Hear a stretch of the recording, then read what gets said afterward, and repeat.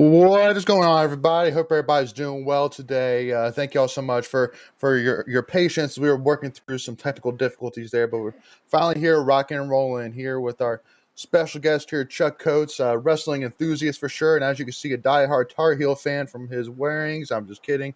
No, a diehard Pack fan through and through, absolutely. With his NC State, looks like T-shirt, blanket behind him, wearing NC State top and down. But I will say I like the wrestling T-shirt, NC State hat, so rocking it. I love it. Yeah, Chuck. But thank you so much for joining us today, my friend. Really appreciate it. Yeah, man. Yeah, just bear with me. I've got a little sinus thing going on. I'm gonna try to make myself loud and clear best I can. No worries. Hey, again, it's that allergy season. But for those who are tuning in, make sure to send us your comments. Let us know what Would love to have you a part of the conversation. Would love to have any questions that you want to get answers specifically. We're here for it. Again, we're going to be here just discussing NC State wrestling. I know this is one thing that I really wanted us to focus on because again, I really do believe this is going to be a special season for NC State wrestling, and it's gotten off to a great start so far. Got a lot of exciting things coming up, obviously, with the first ACC match against Virginia Tech, which will be huge to say the least. Yeah. And I'm definitely going to go ahead and say now that to make plans, I think it's January 20. It's late January. I'll have to actually have it right here. It's January 21st, Friday, January 21st, 7 p.m. at Reynolds Coliseum. So make plans. Go ahead and put it on your calendar and don't miss that because it's going to be a crazy match. And I was even talking to Coach Hall yesterday, Chuck, and he was even telling me that, we need a packed house for that match. Yeah. This is going to be a huge match for sure. Yeah. Yeah, let's break that record. We had that record. Carolina, we had 4,400 people in Reynolds Coliseum. I'd like to see us sell it out. I think it's possible. Virginia Tech, Virginia Tech is our Duke, Carolina Duke basketball. Well, Virginia Tech is our, Carolina Duke wrestling. So we're the king of the three-peat champions. We're on top of the, Coach Pop. I can't even say enough about where our program was and where it is now. I went to state in 1985, and wrestling was okay. We had a national champion in '84, Tab Thacker, but to see the growth since then, it just blows me away. Because even back then, we might get a couple hundred people to come gather, to watch wrestling. And being a obviously enthusiast, I just am so happy to see folks get on board and give it a chance, give it a shot. If you don't know anything about it, somebody will help you. I'll sit beside anybody and try to explain what I know about it. But it's a real good therapy for me to watch two athletes, in my opinion, the best athletes in the world, go at it and be a man on man. Weights are same. You go at it. We'll see who's the best. And there's 10 matches each night. From 125 to heavyweight, and every one of them are lights out. It's awesome. Yeah, absolutely. And I know we've said this as well, even when we actually did our interview with Coach Hall back in, I think it was even March. It was a long time ago that we did an interview. And one thing which I was saying is, I could argue now, I know that this year with state football that, it was intense, but wrestling, especially when it comes down to, and most of the times, actually, I would say the last few times with Virginia Tech, that's usually come down to the last match, winner take it all. And so that is pretty much as tough and as intensive environment, in my opinion, as it almost gets in college sports. Really, it's incredible. So definitely, I would say if anybody hasn't checked out or is listening that hasn't checked out wrestling, reach out to us or whatever it may be. Would love to do whatever it takes to really start to grow the sport and grow the love for NC State wrestling because they truly do deserve it. But you kind of talked about Coach Pop, and this is his 10th season, and he's 126-28, which is unbelievable. 126-28 in matches. That's unbelievable. And I was too led by Coach Adam Hall, which I truly believe is really an X factor for this program. This guy, I think, easily could be a head coach at most major Division I schools, and they would love to have him. So for him to still be here and be, associate head coach with Coach Pop, I think is a huge, building point for this program for sure. And so definitely love having him here. And then, so kind of jumping in a little bit here, so, and by the way, too, Chuck, Ted Carreras mentioned that you sound like a lot like Chuck the Chest Amato with that growly voice. Hey, So, yeah. hey. My favorite guy, man. I love Chuck, man. so yeah, I'd agree with that. Hey, that's not a hey, that's a compliment in my book, I would say. So, especially for state fans. So, but anyway, so jumping in a little bit here in terms of what we've done so far. So up until this point, we've had really 5 major wrestling events where we started with the Citadel Open, the Wolfpack Wrestling Club Open, and then we had 3 matches: one against West Virginia at home, Garner Webb at home, and then at Appalachian State, which I know you went to, Chuck, and it looked like a lot of state fans went to check out, which was awesome to see a sea of red at App State. So West Virginia, we won 34-6. Garner Webb, we actually won 45 to -1, which is the first time ever. I think that's a scoregami in my book. So was great there. And then Appalachian State won 25-10.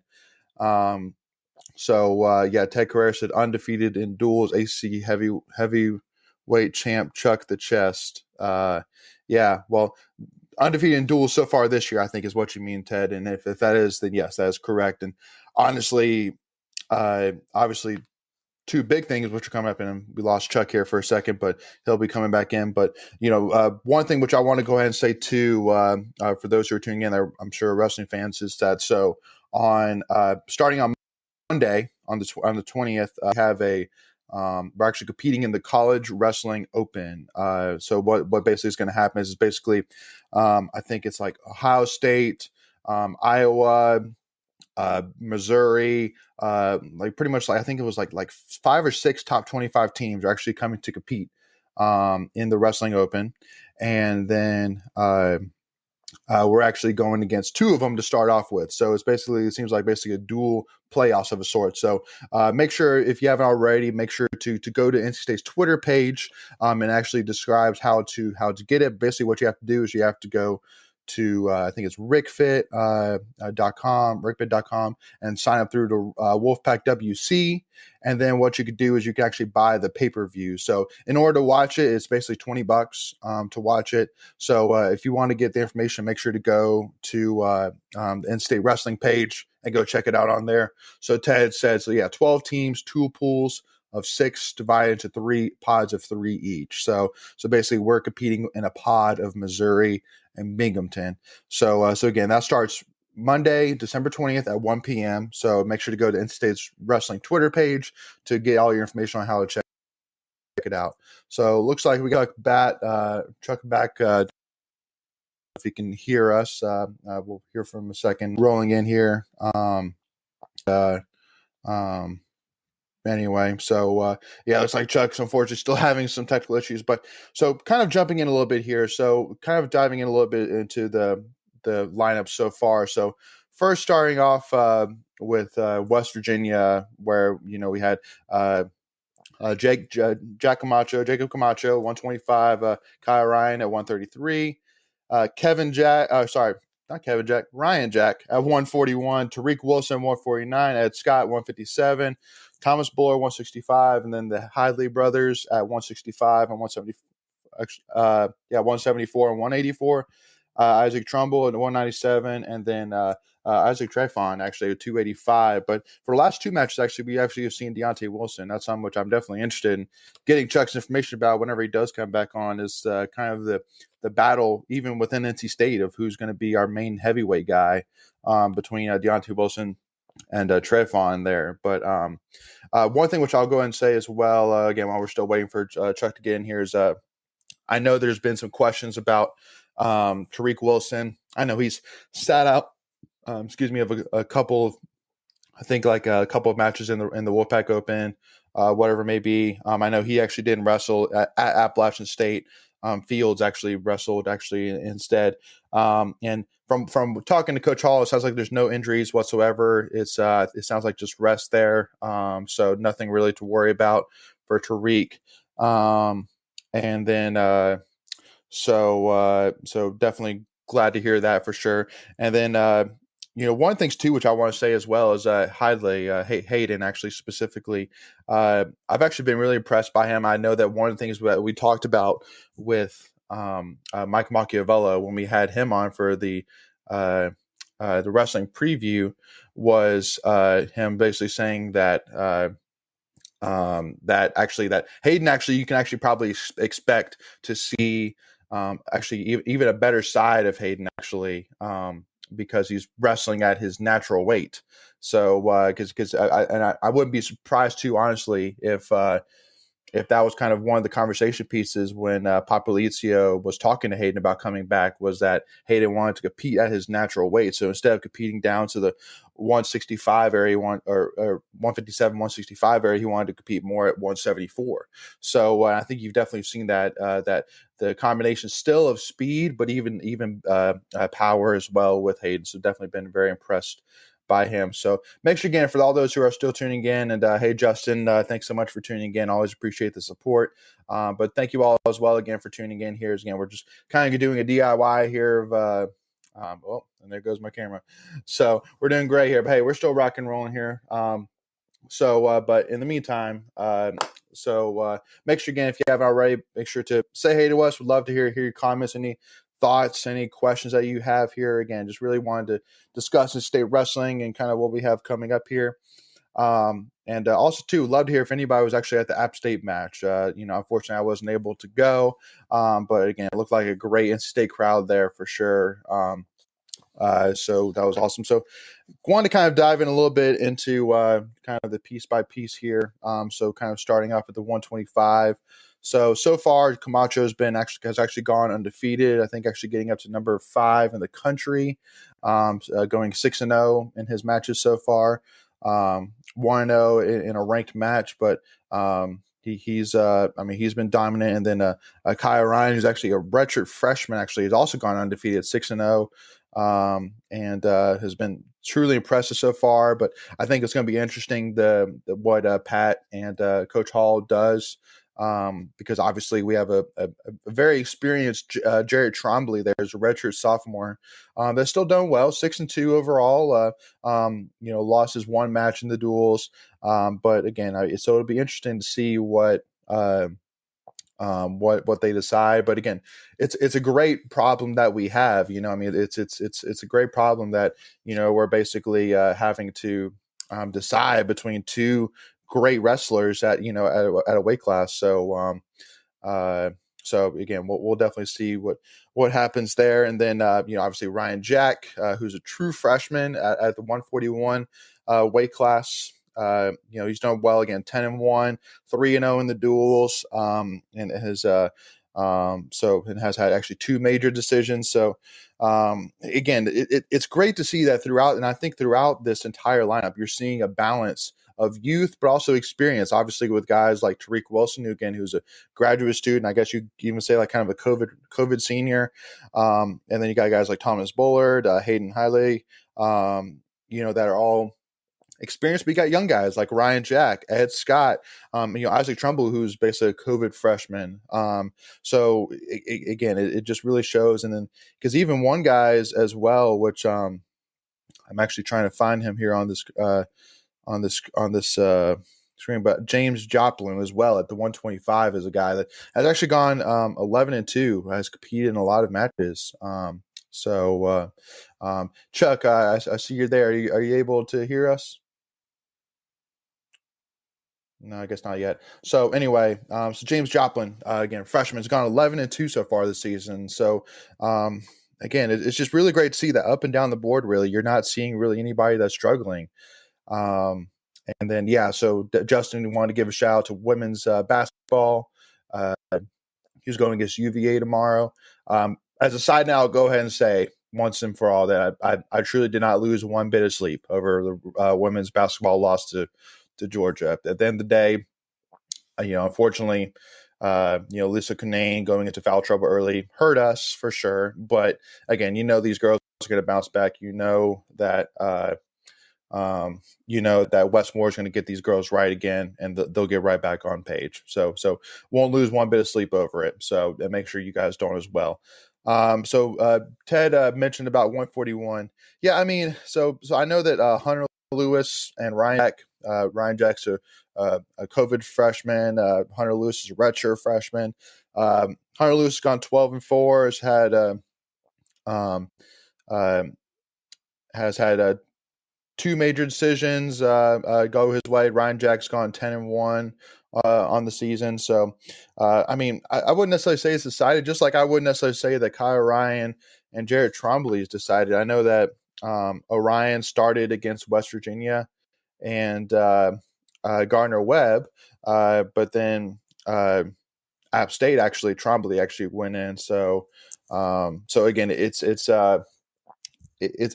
great competition right now, but obviously the biggest thing is going to be when we go against Virginia Tech. Honestly, what do you see? Because obviously that's really going to be the first match that I'm seeing here on the schedule where we need to have that set in stone. Who is our guy? So let's see here. So here I'm trying to.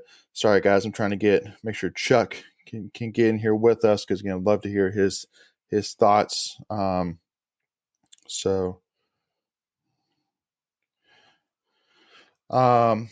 Anyway, so Ted also said State has two and add some weight classes, 3 quality starter depth, how recruiting.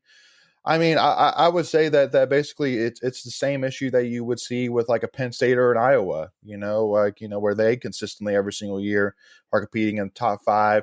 So, is it even like you can even look at like women's basketball per se, like, you're super deep, but again, people are going to want to come and compete at the highest level because that for us, we're there competing every year for a national championship. Now we haven't won one yet, but we've gotten, we've been in the conversation, and again, we've competed against the best. I mean, even the ACC over the last couple of years has gotten better every single year.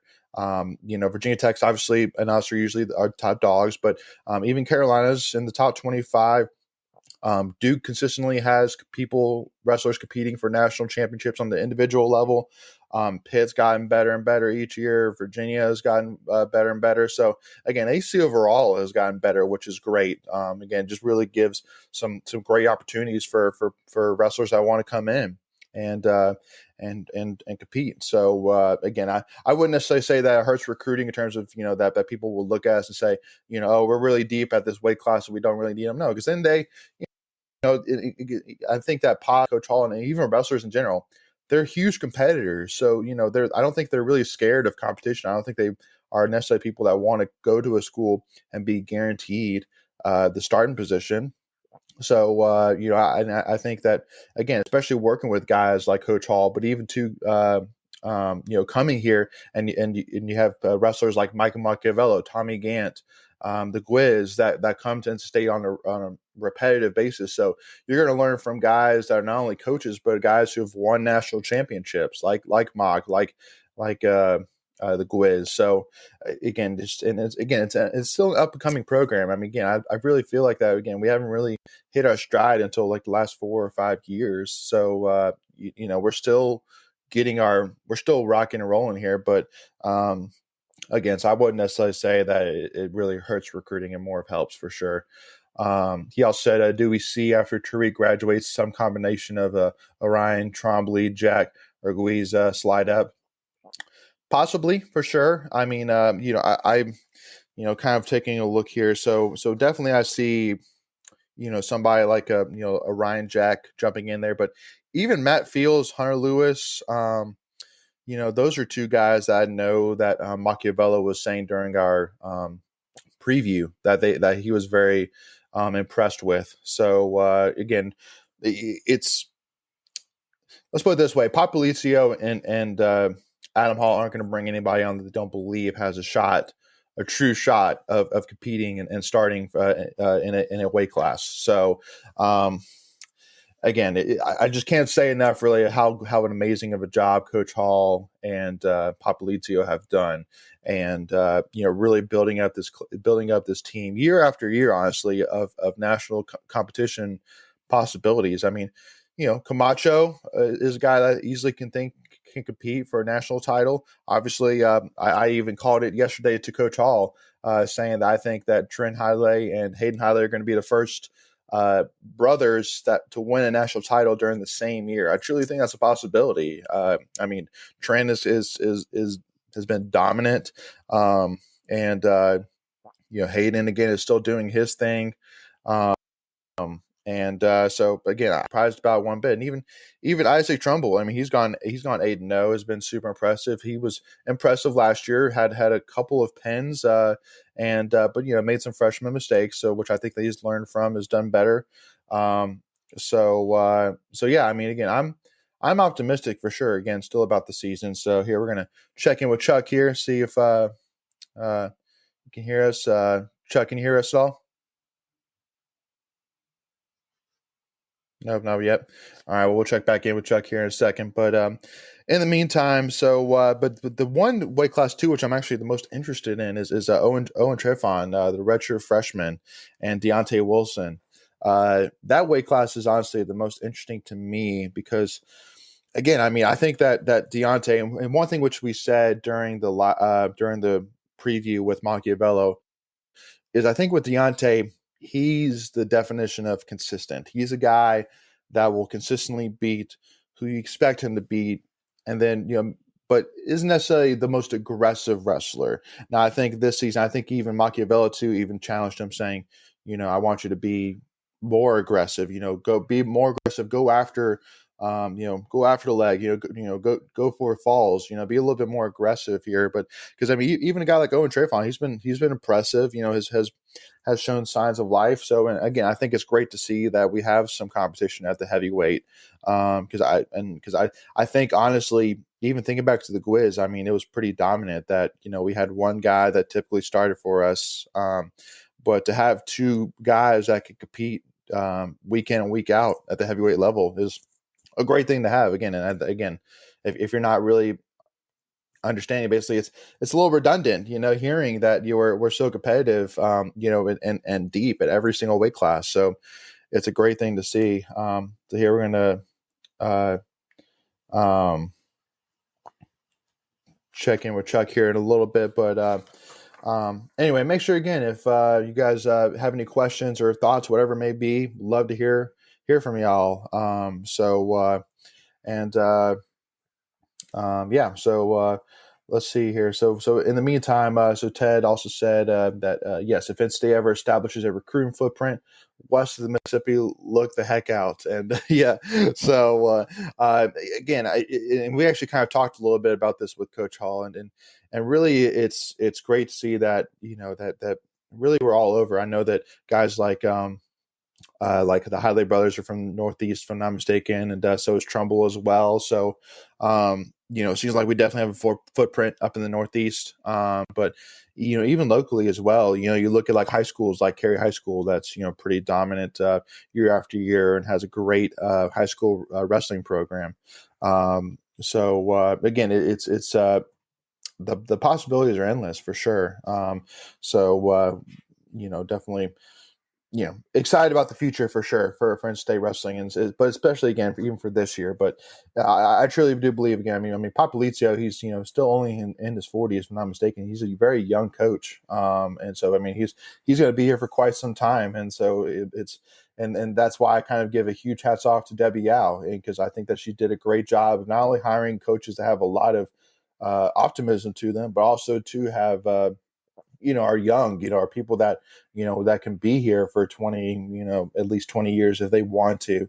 And because even Popolizio has said, and actually it was kind of funny. I still remember when we were kind of taking off a little bit here that we were actually, somebody actually reached out basically saying, please Pop, don't go anywhere. Are you going to leave for one of the big schools, if an opportunity comes up? And he pretty much said, no, we are, we're from, I mean, like we are one of the heavyweights in in NCAA wrestling now. So again, it's good to see that obviously he's committed to us. And I think he loves the Raleigh area. So again, it's exciting. So one thing I wanted to plug in here as well is obviously we're in the progress. One things that we actually put out was talking about doing a live stream during games or during matches. And that's something we're actually in the process with. It was very evident. I think 90% of people said they would be interested in joining us for one of those.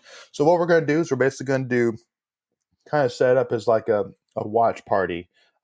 So basically just keep in touch with us. Make sure to follow us at Tuffy Talk now if you haven't already. And again, we have plans. We're still working on all the details. Make sure again just to follow us. And again, we are working on that. So yeah, I'm going to check in with Chuck here, see if he can hear us. Chuck, can you hear us? Can you hear me? He can hear me, but I can't hear him. So make sure, Chuck, if you haven't already, make sure just to click on the settings and go to audio and make sure that your input's set to the right one. But we'll come back to you here in 1 second. So yeah, Justin, definitely excited for the watch party. I think it's something that fans would love to have, and because one thing I will say is I think that in the live stream, it actually.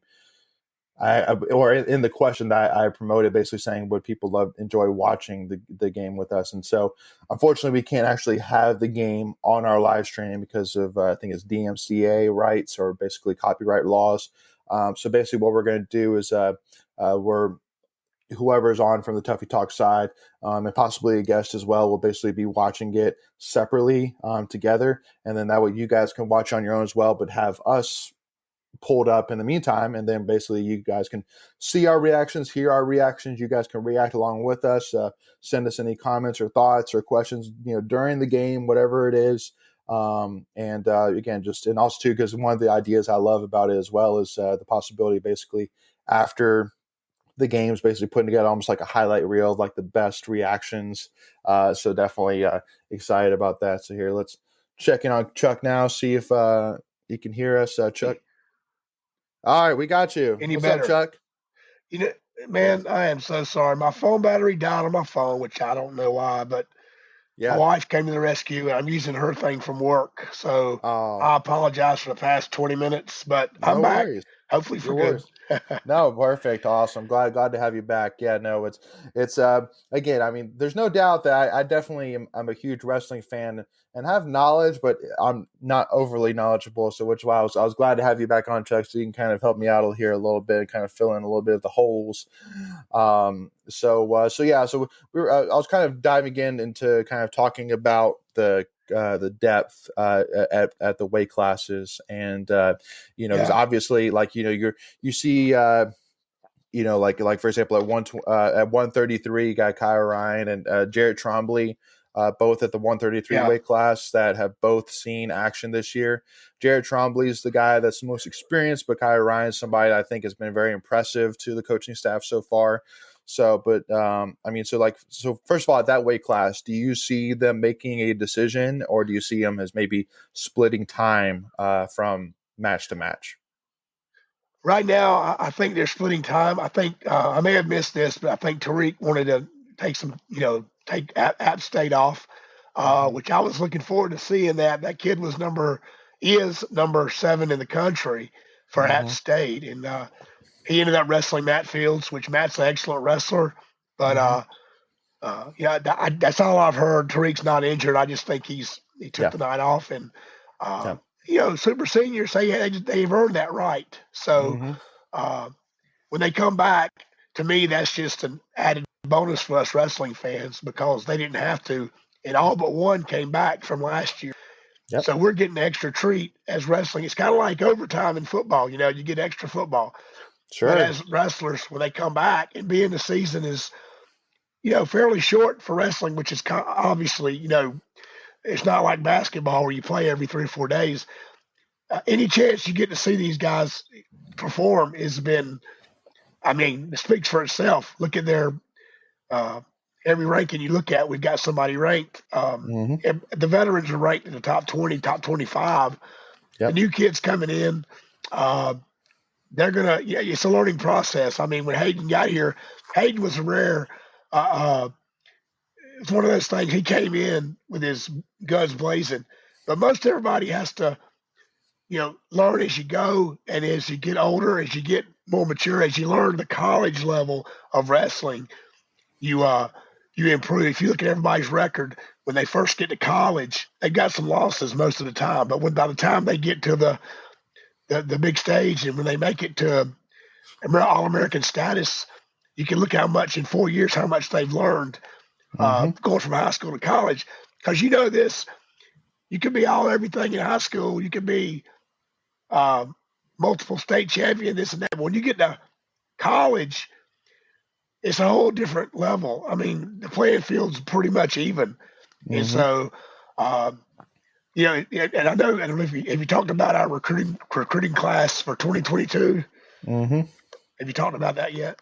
Not But I missed specifically, that but one. I mean, I have said. I mean, one of the things which I was because Ted actually was basically asking, like, since we are so deep and so talented at every Yeah, weight class, basically, does that hurt recruiting? And I pretty much said that. I mean, I would honestly say that wrestlers are some of the most competitive people I know, and so I think that, yeah, like, even because like in Iowa, Penn State, that they year after year have guys that are some of the top wrestlers in the country that come and compete because then they want to compete yeah, for a national championship, and right. individually and as a team, but also to work with guys. And because that was one of the things I said as well, the NC State, I think, has done a great job of is used guys like Yeah, Michael Machiavello, use guys like the Gwiz, like yeah, Tommy Gant to come back and be around these guys and train them, teach them, just teach them, right. basically what it takes to win a national championship on the individual level.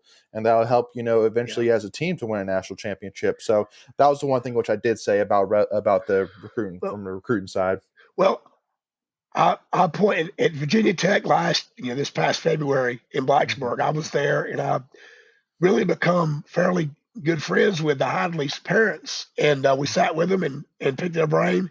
And I asked Nikki, their mother, what made Trent and Hayden pick state Mm-hmm. when they, with academics and with wrestling, they could have went anywhere in the country. And she said Hayden was recruited by Iowa, Penn State, Lehigh, all these great schools, wrestling schools, but he Mm-hmm. wanted to wrestle. He wanted to come in. He didn't want to sit behind nobody. So you flip the coin on that deal, and when you see what Coach Pop's doing at State, maybe a Mm-hmm. kid who's going to, I think of Dylan Fishback coming in next year, a kid that could have went to the Iowas, Penn States, Oklahoma States, which is fine, but they come here to Raleigh, they see where we are, and it's a good chance if you're at that level, you're going to probably start. And so Mm-hmm. Hayden chose to come to State, and I don't need to say anything else about it. That was 5 years ago, and so uh, some of these great athletes that are recruited by the heavyweights, we're heavyweight, like you said, we're heavyweight now. Mm-hmm. We're in the top five, and Mm-hmm. it's not like a flash in the pan. We've been in the top five, top 10 team now for 6 years straight.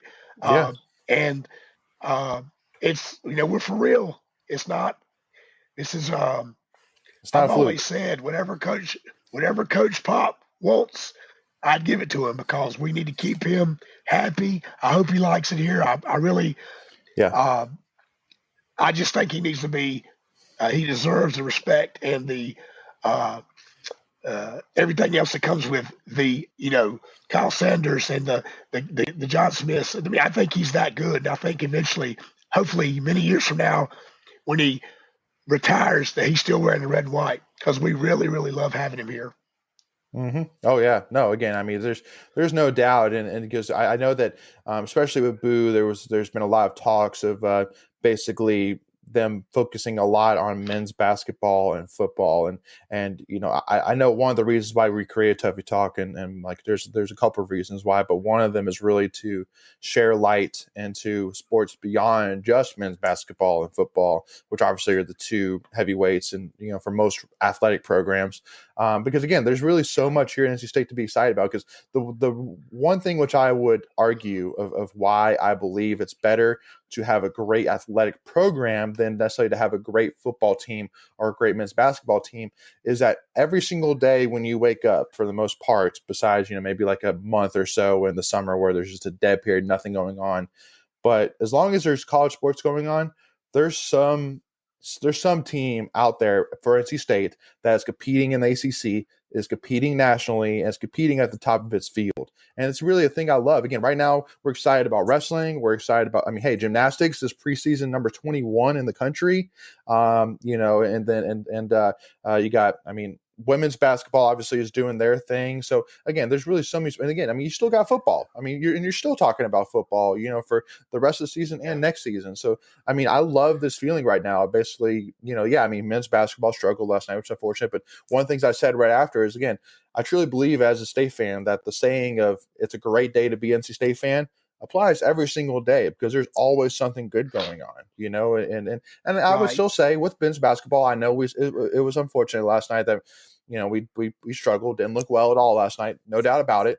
But again, there's still a lot to look forward to, obviously, with, Robert Dillingham, which I know, again, that's not until 2023, but there's a lot to look forward to. But again, even wrestling, again, there's so much good going on. So yeah, I definitely would say would highly push to anybody here that deals with the Wolfpack Club or even Boo himself, whatever it is, that we got to invest in all these guys. We got to invest in every single program, because they all deserve respect. They all deserve everything. Because again, pretty much every single program, even women's tennis, made it to the Final Four last year. That's unbelievable. Right.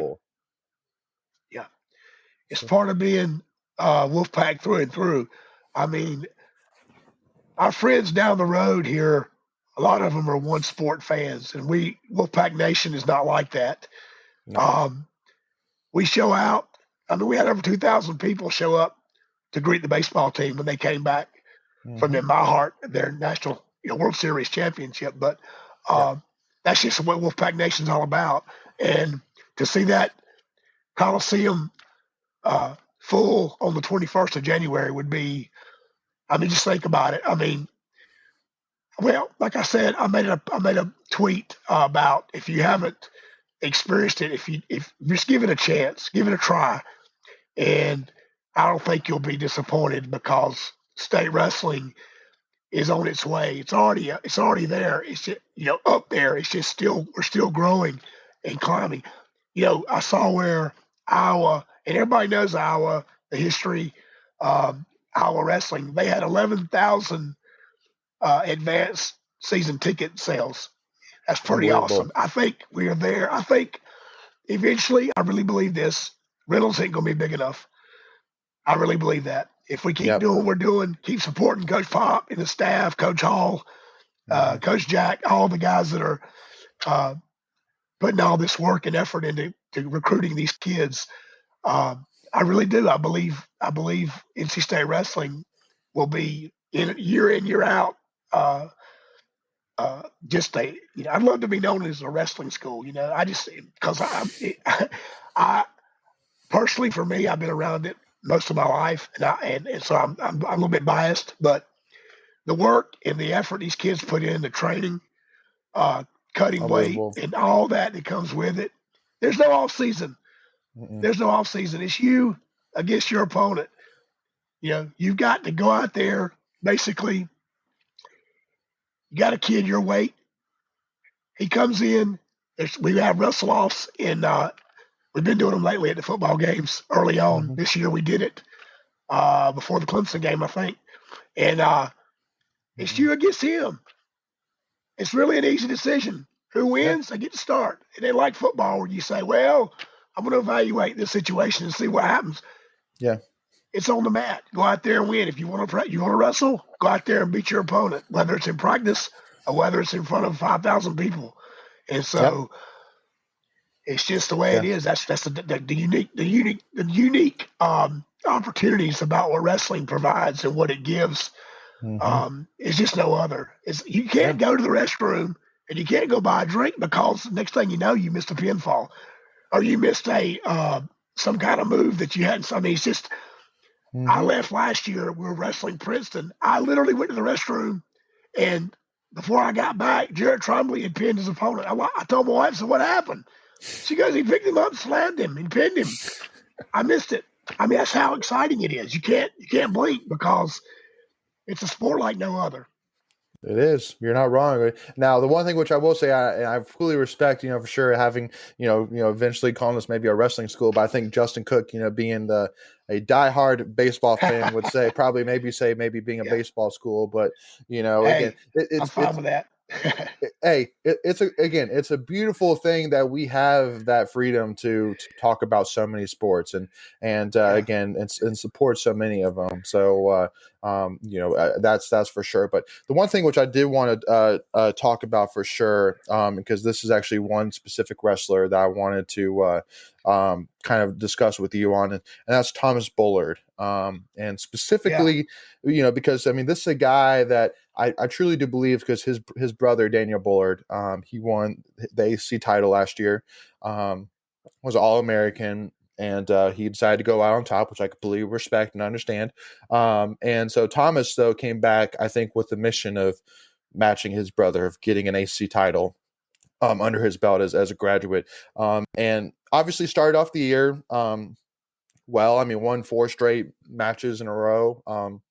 But then against West Virginia, he lost 6-3, and then against App State, he lost 6-1. Now, again, that was against number 16 and number 26 wrestler in the country at the time. But I know, actually, even talking to Coach Hall a little bit as well, that they've definitely have put pressure, because I mean they definitely expect better. I mean, again, from a guy especially as Bullard, that I could argue, even still is one of the greatest writers in the country. And basically, for those who aren't sure, who don't know what that is, basically that means that if you have control of him, you're basically on top of him, basically riding him out. Because basically, if there is any point where the other wrestler is able to get free and you're not controlling him anymore, then basically they get an escape point. So Thomas Bullard is one of the best, in my opinion, basically riding and holding on to that control. In my opinion, he's one of the best at it. So, do you see any reason at all to worry with Thomas? I mean, for me, I'm not really sure what's going on, but I mean, I feel like he's an experienced enough and a talented enough wrestler, and he's got great enough resources around him and Pop and Hall to bounce back out of this. Yeah, I think it starts right here.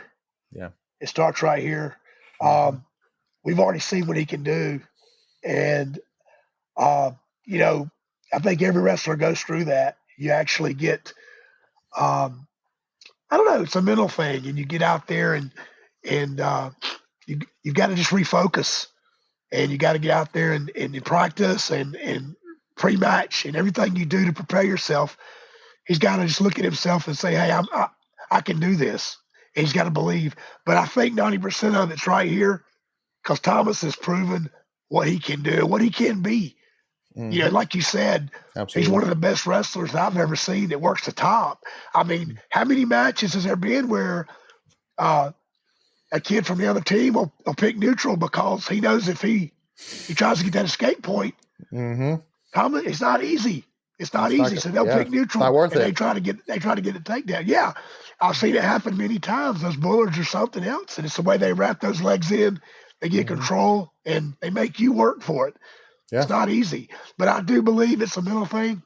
Thomas has got nothing but respect for him, and I believe things will get better as he goes. And it's just the way it goes. I think Hayden went through that a little bit last year during the tournament. They said the NCAA's, and we know, we've already seen the capabilities of these young men. And once they get that figured out, whatever that might be, they can focus on getting better and doing what they do best, and that's win matches and win, hopefully, championships. Yep. And also too, Chuck, one thing is I've had some topics I was excited to talk to you about. So I'm hoping that since we weren't able to get you on the first 20 minutes, so that we can kind of go a little bit longer, and I'm sure even the fans wouldn't mind that as well, but I would love to kind of make sure to discuss all these wrestlers with you, if you don't mind. Just want to make sure you don't have anywhere to be, so cool.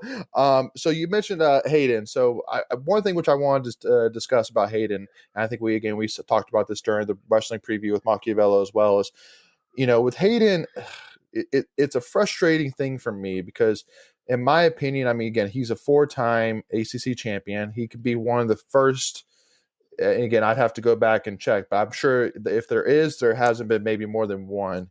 It being one of the first, if not maybe only second ever, He five he is time, he is the first. five Yeah, time. He could be the first ever 5-time ACC champion. Okay, yeah. So I mean, that's I believe he's the first time 4-time. I believe he is. really, really wow. Yes, I do Okay, believe so. wow. Yeah. So I mean, again, I mean, because I mean, pretty much. Again, Lord willing that we don't ever have to go through a situation like COVID again. But I mean, Yeah, that's pretty much never going to be, let's put it this way. It'd be very tough to do to be a 5-time ACC winner while redshirting a year. That's pretty much not really a thing. I don't even really think that's possible. But hey, if it were, it'd be very difficult. But hey, Hayden's got a great opportunity. But also too that I mean, Hayden's a guy that's gotten to the NCAA championships twice and has fallen short both times. But again, I mean, to me, he is one of the most dominant wrestlers I've ever seen. Like, my father, like, he's not a huge college wrestling fan, but from literally the first time I brought him to a match, I think it was back in 2019, he locked eyes on Hayden. He was like, whoa, that dude is yeah, so fun to watch. That dude is so like he just takes over. But I think that, last year, like you were saying, there was just kind of like times where he just wasn't really dominating like he usually would, especially earlier in his career. So, but I think honestly, one of the biggest things that probably is going to help, honestly, is him now really competing at his natural weight. Because Machiavelli was even saying as right. well that like when you're having to worry about cutting weight like he was, it can kind of take a lot Yeah, of energy out of you, a lot of, because you're not because you're having to focus not only on getting yourself ready, but also to your weight as well. While with yeah, Hidlay, you don't have to worry about that. So you got a lot more yeah, energy. You got a little bit more muscle on you now. So it's a whole lot better. So I mean, do you think maybe that him competing now at the 174 weight kind of will maybe help him take that next step? yeah. He actually said this past year, I think during a podcast I heard that summertime when everybody's out of school and he's at the beach, he's about 178. So cutting 4 pounds is nothing compared to cutting 20 pounds, So I do believe that you're going to see a different level of Hayden Hadley. We're going to find out in 21st because he's going to wrestle a former national champion, Mm-hmm. Mekhi Lewis from Virginia Tech, which moved up from 165 to 174. And So that might be the individual. That might be the individual match of the year, honestly. Mekhi Lewis it versus may Hayden be, Hadley.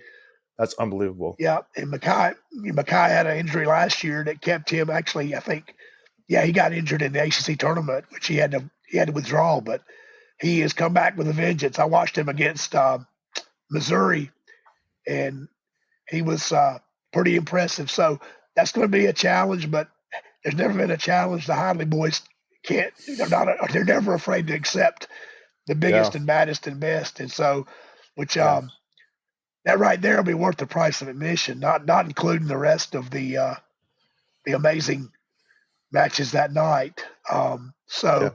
But back to your question, yeah, I believe with Hayden moving up, it's like you said, the stress of having to cut weight. He said something about I can spend that extra time, you know, cardio, or I can spend that extra time, you know, working on new things. And I think he and Trent are closer to weight, so they're able to work together more. They wrestle each other more in practice.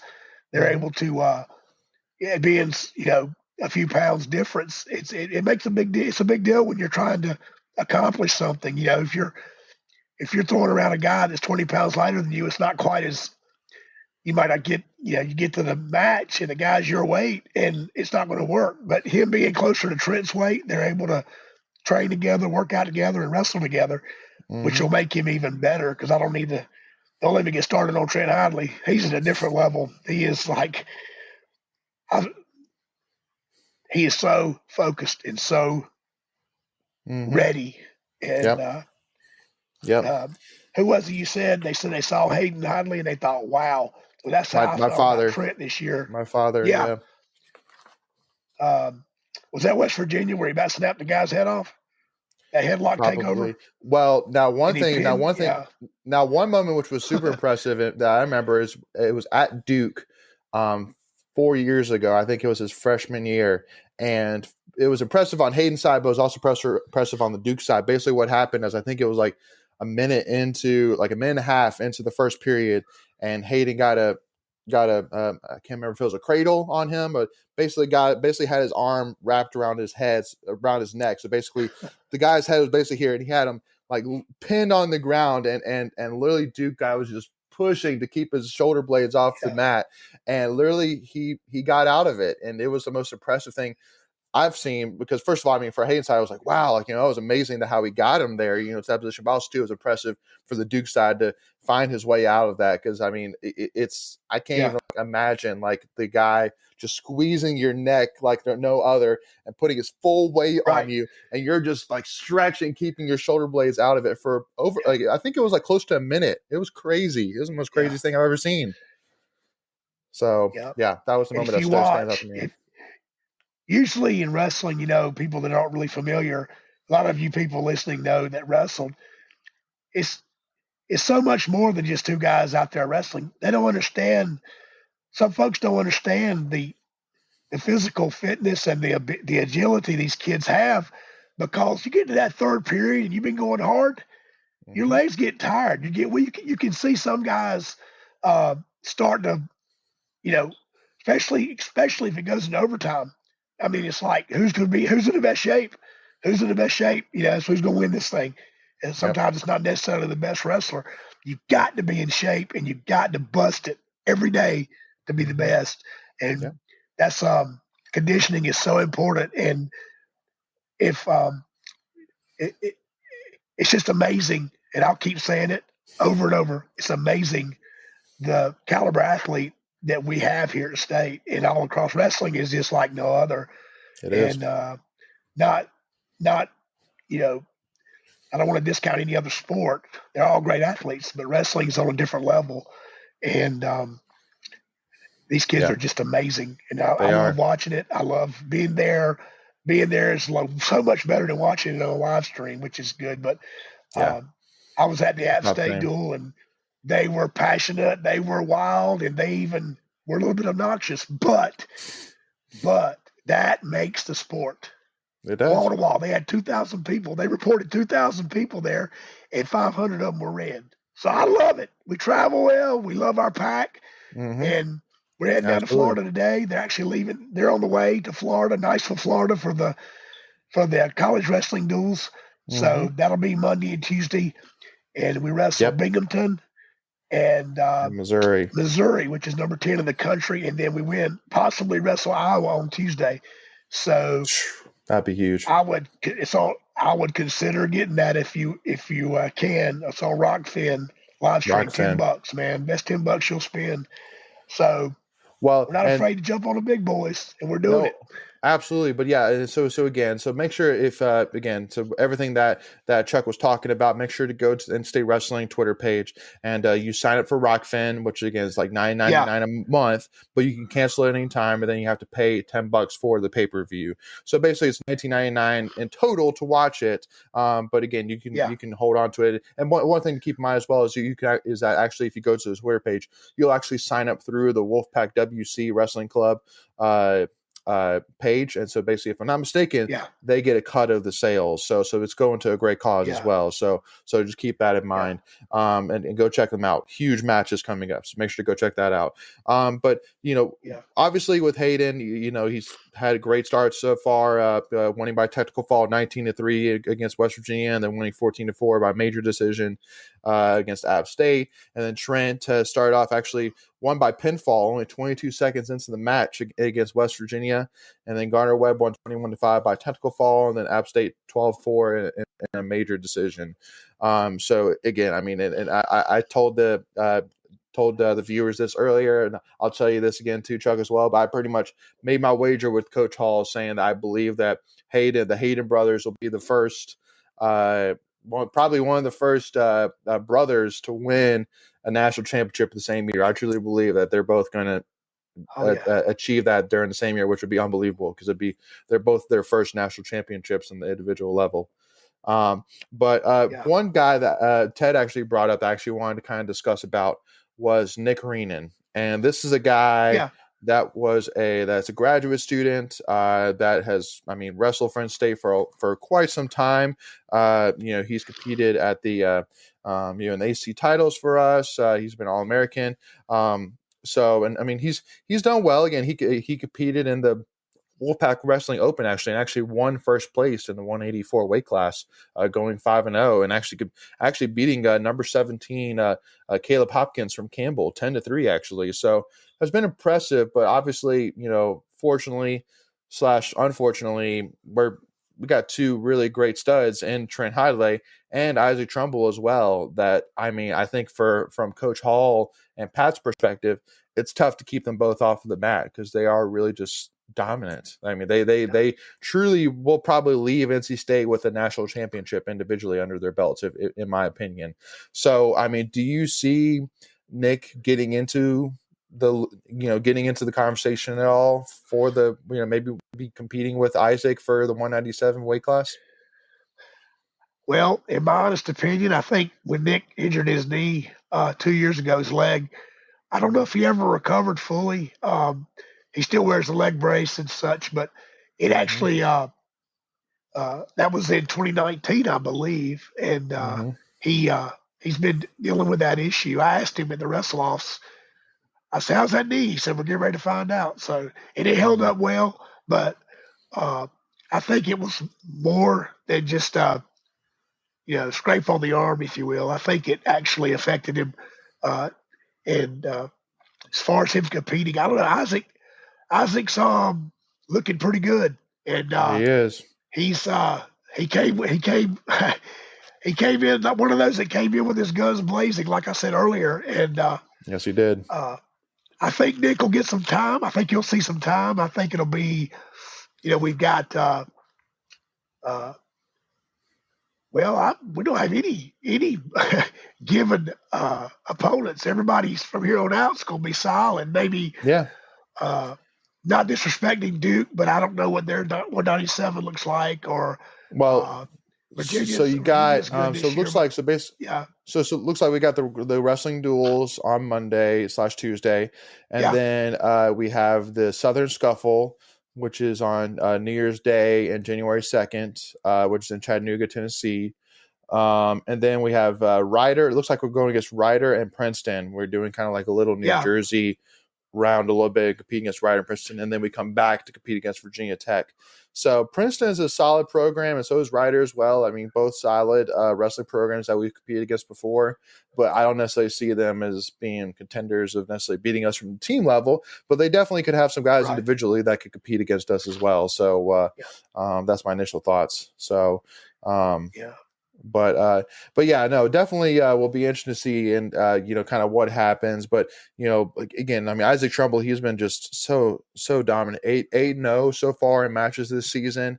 Has won by fall twice. Has won by technical fall.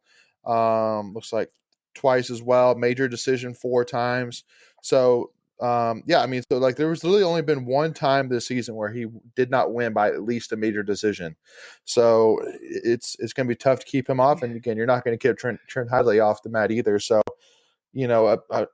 unfortunately, I would say it's unlikely, barring injury, knock on wood, that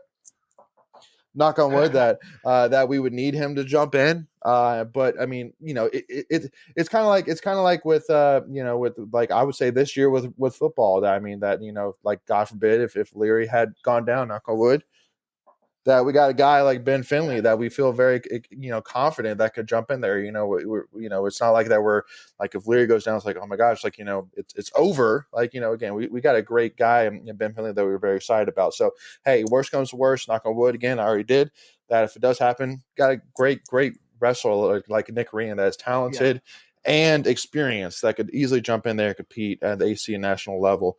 But wanted to kind of jump into now kind of a little bit of the heavyweight. Because this is definitely one weight class I even said while you were gone that I'm the most interested about, because I know from talking to Machiavello that he was that I was saying that Deontay Wilson, to me, I would describe as a very conservative wrestler, for the most part. And when I say that, I'm saying that he's very technically efficient, but he's not necessarily the go-getter like the Gwiz was. Like Gwiz, he was, I mean, like if he knows that he has you, he's going after you, you Yeah. know. And I think with Deontay, Right. he's not necessarily that guy. But I know that Machiavelli actually even said it here, you know, on the preview, saying, you know, for Deontay Wilson, if you're listening, I would like you to be more aggressive. But you know, you got a guy like Owen Trayvon as well that has been impressive. You know, for being a redshirt freshman to come in. Has definitely shown signs of optimism for sure. So do you have any kind of initial thoughts and about the competition at the heavyweight level? Yeah. I agree 100%. Deontay's always been, uh, I guess the word conservative would work. He kind of feels his opponent out as the match goes. He Yeah. always seems to turn it up in the third. He's not a go, one of these that's going to shoot on you right away. He's going to Mm-hmm. be in a heavyweight. He's kind of waiting for you to come to him in a way. But I'm telling you what, once he's on, he's on. And that's just his Yeah. strategy. I haven't seen much of a change the time he's been at state. I think he's pretty much just the way he is. And with Owen pushing him, I think Owen's got to start a couple and Deontay's got to start a couple. I think what's happened is making Deontay more hungry. I think it's making him realize, hey, nothing's going to be given to me. I got to earn it. And Yeah. so, I mean, you're not ranked in the top 20 by accident. So Right. I really believe the fact that he's got somebody that's on his heels pushing him and has Mm-hmm. even started over him a couple times, that's Yeah. just going to benefit when the conference starts. I It's going agree. to have him ready, and it goes back to this. You gotta have that mind right. You can work out and train. You can be in the best shape ever, but you got to be right here. If you see these wrestlers, they've each got their own pre-match routines. Whether it's listening to music, whether it's focusing on everything, dropping everything, not focusing on anything but yourself and what you got to do. Whether it's Yep. staying in the locker room until it's time to come out. I mean, everybody's got their own Yep. way of preparing, Yep. and I mean that look, that stone cold look, if you will. You see some of these kids, you can't. They're getting right. They're getting their mind right, and that's part of it. And once like I said, Owen's competition has done nothing but help Deontay. So Yep. uh, I think we're going to see Deontay from here on. I do believe that, but he knows that he can't. There really ain't much room for error. There's not, because Owen's right there. If he needs to step in, he will. So Yep. Absolutely. Yeah, no, I agree with you. At the end of the day, I mean, Deontay has been a guy that we have relied on and has come through for us multiple times over the last couple of years. So it would have been very yeah, tough to put him on the bench over Owen. But you know, unless he just came out just guns a blazing, which he's done well, but hasn't necessarily been like come off as like, oh whoa, like this guy. yeah, But going to be a national title winner for us, like necessarily. But I mean, and actually, Ted actually mentioned as well that both VT and Pitt both have top 15 wrestlers that I think will be challenges that we definitely expect Deontay to at least hold his own, if not yeah, possibly squeak out a victory against one of those as well. So we'll see what happens with those. But one guy as well that I've well, actually, I guess I'll kind of throw two guys in is Ryan Jack, younger brother of Kevin Jack, former All American AC yes, winner, who has been super impressive, and then Ed Scott. Both guys have, I mean, yes, have very have much. have established themselves. Ryan Jack at the 141 weight class, and then Ed Scott at the 157 weight class. They have, I mean, been winners. Ryan Jack has only lost one match, and that was against Carolina, 3-1 match, very low scoring. But other than that, he's gone 10-1, and then for Ed Scott. If I pull up my notes here, he has only lost one match as well, but that was actually against another NC State wrestler, an AJ Kovacs, 9-8 actually, so very close. But I mean, other than that, I mean, for Ed Scott, he's won all three dual matches by at least a major decision. And then for Ryan Jack, he's actually has won by just a decision every single time, but he's won 8-7, 5-3, and 10-3. So I mean, I kind of talked about this too while you were gone, but I love that throughout this roster you see a balance of not only experienced guys but youth as well, because like guys like Ed Scott and um, Ryan Jack, I mean, they're guys kind of like Hayden Hidley. They're going to jump right in, fresh out of being a freshman, and probably be our starters for for the next 3-4 years. Which is awesome. It's a great thing to see. So what has impressed you most, in your opinion, Chuck, about Ed and Ryan from seeing these guys wrestle in person? Well, Ed, during the off season, he won a tournament. I believe it was down. I want to say it was down towards. Well, I can't remember. I want to say Puerto Rico, or I mean, it was somewhere out of the country, and he won a tournament. And right then, I thought, wow, Ed means business. So I've actually talked to his dad as well. He said he's worked so hard from last year to this year, and they were so eager to get back in front of people. And I think a lot of these kids, they feed off of us as fans, passionate fans who love wrestling and love to support them. So, even Coach Pop said, it's so good to be back home, and it's so good to have people in the building. Yes. And so Ed has just put in the work. And like I said earlier, a lot of them come in and they they'll get a loss here and there, and they might even have a losing streak at times. But each year you look back and you got to get better. You've got to, by the time you're a senior, you've got to look back and say, okay, look where I've come from. And so that's part of Ed's wrestling story, is each season getting better. And I'm really excited about the 157 class. I'm excited about what he's bringing to the table this year. And I'm expecting him to win his weight class in the I know that Austin O'Connor's in there. That's fine. National champion at UNC. That's fine. But I believe in Ed Scott. I really do. And I love it. O'Connor's already dropped one this year. So, what I'm saying, just because you won that championship, that's wonderful. That's great for you. But that don't mean the next year's next year.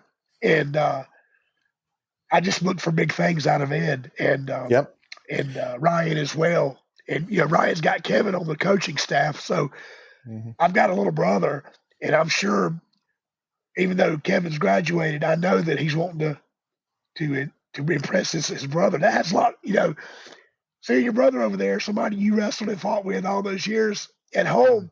You want to make him proud, and I know Ryan's got that incentive there to work his butt off to be the best he can be. And it does say something. If your brother's, to me, it does. I'd want to impress my brother, so that's got a little bit of personal zing to it. And I mean, we can go on and on and on. And I'm just excited about next month. I'm excited about Monday. I'm excited about everything going on in Raleigh. Absolutely. And, can't wait. Well, and first of all, I think you said it perfectly for me, for Ed and Ryan. Definitely excited about the future for both of them. But even as well, looking at one specific weight class, I'm actually the most excited about, and that's honestly the 125 weight class. I mean, because you have three guys, and actually one point I want to make as well, that for those wrestling fans or maybe those state fans who are listening that don't know this, is that every single wrestler last year who won a national championship in their weight class returned this year. So basically everybody who won a national championship from the NCAA level has returned to their schools again this year. So it really just talks about how competitive and how exciting, and not only just NC State wrestling, but college wrestling is this year, and how competitive it is. So make sure to keep that in mind. But so 125. So you have three guys in Camacho, who's a redshirt sophomore, James Joplin, who's I think a COVID freshman, and then Poland. God, what was his first name? I'm sorry, I'm blanking on him. But I think it's Steve Poland, if I'm not mistaken. Steve Poland, So for those who again haven't seen Poland's story, so if you just if you go to YouTube and just put in Steve Poulin, which last name Poulin. You'll see a video from that was spread throughout the country of when he was a little kid, and he was just dominating kids, having this mohawk, and he was just absolutely unreal. Like just watching that video just screams to me that this guy, he didn't train, he didn't necessarily he didn't get that way just from training. He got that way because he was born with that ability. I mean, he was just born to be a wrestler. There's no doubt about it. So the it factor, it factor. Yeah. You got it or you don't. He's got it.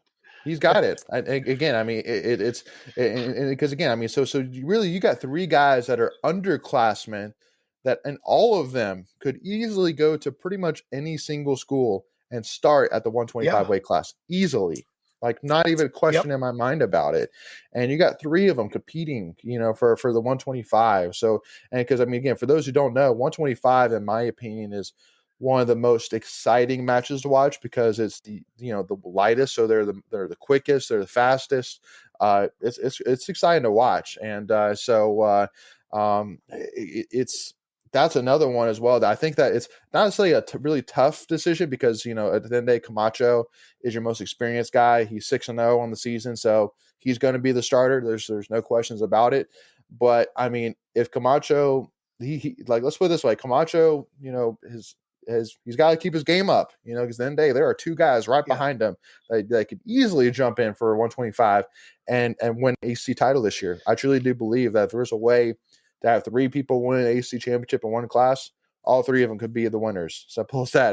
In my opinion, I would say I could argue maybe they're the three best 125 wrestlers, in the ACC. I could make that argument for sure. So it's an exciting thing. I love the 125 weight class this year.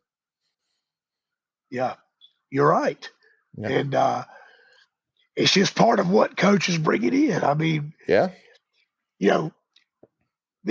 fact the recruiting is so important, and like you said, for them to commit to state over, you take your pick. Like you said, they could be starting for, I'm just going to pick up some teams, Campbell and Lenore Ryan, Gardner Webb, all. I'm sure Virginia Tech would love to have them. That kid in Virginia Tech, what's his name? I can't believe it just escaped me. 125. Him and Jacob have that rivalry. Mm-hmm. Anybody can think of it. Shoot. Yeah. So, but yeah, you're right. They could have. The fact that they chose state and they believe in what Coach Pop is doing. Because, a lot of people want microwave. I think Coach Dorn said everybody wants microwave results, but that ain't how it works when you build a program. Mm-hmm. It just can't. It don't happen. You got to give it time. And he was right. He said that about 4 years ago. And now look at our football team. Yeah. And so same thing with wrestling. You can't just snap your fingers and say, okay, we're going to win that championship. It's a work in progress, and the work. I mean. It just keeps better and better each year. I could not wait to get my season tickets because, I mean, not only is it very affordable, but you're getting the best. I keep going back to that, but I just hope we can back our coach, back our team. It means so much to these kids who are busting their rear ends to make the best they can be, and for that right there, NC State, that's who they're doing it for, and so nothing but. Good things ahead, and we need to be out there supporting them best we can, especially when they're at home, right in our backyard. We can come down and see them. It won't be it will not be anything you regret. I'm telling you. No. So I want to keep on preaching out on Twitter. I want to keep on talking about it because if people don't know, they don't know. You got to put it out there. So well, when I even saw like Steve Williams from IPS or Ryan Williams even saying he even commenting Chuck being like, yeah, we need to be there, and me saying, I'm definitely going to be there. I'm not going to miss it, and I know my family's going to come with me too. They're not going to miss it. So definitely make sure and actually Ted actually said it as soon as I actually had looked it up, but it's Sam Latona from Virginia Tech. So the one Latona, thank you, Ted. Sam Latona. Yeah, they've got that. They got that little rivalry. So that's going to be another lights out match on 21st of January. Yeah. So so once again, one last question that I want to ask before we kind of roll off here, and because I know we've kind of talked a little bit about him, but I truly do believe that we kind of need to talk about him a little bit more in the spotlight, and that's Tariq Wilson, a guy Oh, that, in my opinion, there was times, especially earlier, where it was really frustrating. I was really just because he's so like there's no doubt he's talented, but yet there was just these times where he would just lose these matches where it's like, why'd you lose that match? Like, how could you lose that match? And then, but I mean, literally starting from last season, I would say, he was dominant. I mean, he was absolutely dominant last year, and I truly do believe he wasn't screwed over in the NCAA tournament. And yeah, I mean, his shoulders weren't on the ground. Okay, like Mike Machiavello's told me that. Coach Hall has told me that yep. his shoulders are not on the ground. So, but I truly believe he's coming for vengeance this year. I truly think he's a man on the mission this year. Yep. Same thing for Trent Hiley. The Penn State guy, he grabbed the mat. That's illegal. Yep, and they let him go. So that's anyway, right. Don't get me started on that. I'll be here in about 15 minutes. But Tariq freaking Wilson. He is something else. He's got I tell you, and he's one you can watch him. He puts his wrist on his knee, and he'll feel you out, and he'll look at you, and you watch him. It's almost like, why does he look so relaxed? Oh, he's not relaxed. He's ready to strike. He's like a snake, man. Mm-hmm. He's ready to strike, and as soon as you give him that opportunity, you're gonna be down. And he is on a mission. I'm telling you what. He moved up from 141, so he'll be, on fire like there is no other. Right? Mm-hmm. I mean, it's just going to be, once again, every time we talk about a weight class, I get excited. We talk about Ed Scott and his improvements, I get excited. We talk about the Hindleys, enough said. Now we're on Tariq Wilson. Oh, my goodness, man, I cannot wait. I cannot wait. And I do believe what you said is true. I think he's on a mission, and he's not going to be, heck or high water, man, he is going to go, and I believe it's his year. I really do. I believe this year he's going to get done. So again, but thank you so much, Chuck, for joining us today again. Yeah. I mean, there's no doubt that the not only this season but the future of NC State wrestling is so bright. And again, I just really plead to anybody listening, anybody watching, that to make sure to be there January 21st, 7 p.m. When State takes on Virginia Tech. It's going to be a huge match. It's going to be unbelievable. It's going to be every single weight class is going to be a competition of two of the best wrestlers in their weight class. So, I mean, it's going to be super competitive, super fun to watch. But also to make sure as well to tune in with us Monday night at 7:30. We're going to be doing our weekly live stream where we're going to talk a little bit about all things NC State, but we're going to bring on Macon and Michael back on with us to, even start talking a little bit more about the bowl game against UCLA. So make sure to tune in with us 7:30 here on our YouTube channel. Make sure also to hit that subscribe button as well, so you actually are notified whenever we release new content. Also, whenever we go live, you'll actually be notified. Just to help you remind yourself as well. Again, it's also free to do, so just keep that in mind, and give us obviously a follow at Tuffy Talk Now on Twitter, Instagram. But also too, Chuck, I would also say, go for anybody who's listening that does not follow Chuck, he's definitely a guy that I know, just like, I would hope myself I could put myself in that boat, but loves NC State through in and throughout. A guy that just bleeds positivity about NC State. So make sure to go look up Chuck. I think it's at Max MAXX Coates on Twitter, and again, give him a follow. So he's going to keep on hyping up NC State wrestling, all you name it. So, thank you, Justin and Ted, for and everybody else for tuning in. And again, we look forward to seeing everybody here. But hey, see you guys on Monday. But if we don't see you on Monday, I've got Merry Christmas. Go for it, Chuck.